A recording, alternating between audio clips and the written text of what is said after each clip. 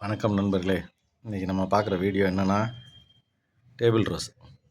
இது ordinary table rose கிடையாது நண்பர்களே. பாருங்க கலரா பிங்க் வித் ஒயிட்டு செம்மையாக இருக்கா,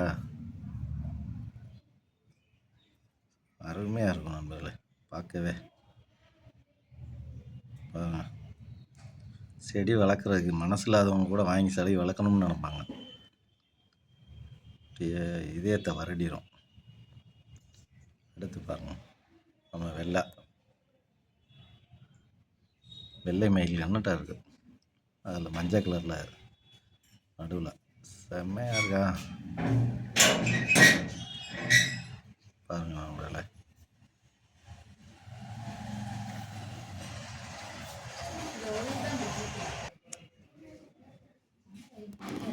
பாருங்க எப்படி இருக்குண்ணே, செம்மையாக இருக்கா. அப்படியே வந்தோம்னா ரொம்ப நாளாக பூக்கவே இல்லைன்னு நினச்சிக்கிட்டு இருந்தேன். இன்றைக்கி தான் முதல் முறையாக பூத்துருக்கு. இது சிங்கிள் ஃபெட்டல் பாருங்க, இதெல்லாம் கொத்தாக இருக்கா. இது பாருங்க single petal, light pink with dark pink, செம்மையாக இருக்கா. ஏற்கனவே ஒரு வீடியோ போட்டிருப்பேன் சிங்கிள் ஃபெட்டலில், எல்லோ வித் ரெட்டு அதோடு சேர்ந்தது.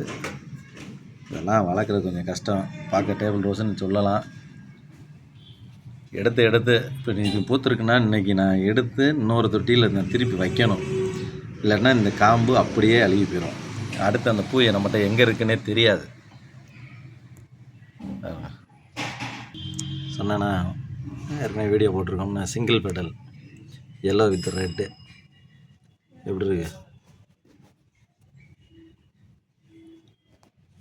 கெட்டலப்பறையாக இருக்கும். மாடி தோட்டமே கலராக இருக்கும்.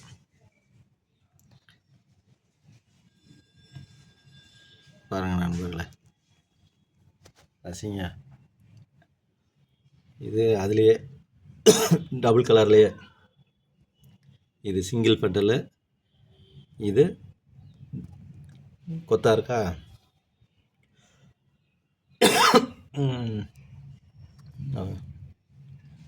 வார்த்தையால் வர்ணிக்க முடியலை.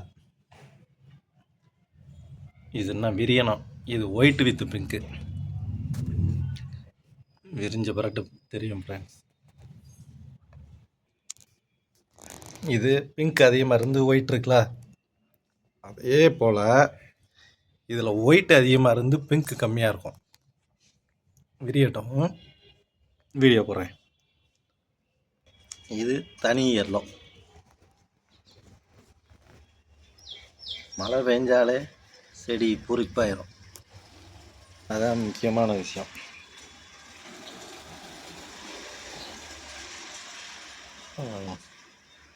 ரெய்னி லில்லி, அப்படியே நம்ம செம்பருத்தி. Thank you friends. நாளைக்கு வேறு ஒரு செடியோடு சந்திக்கிறேன்.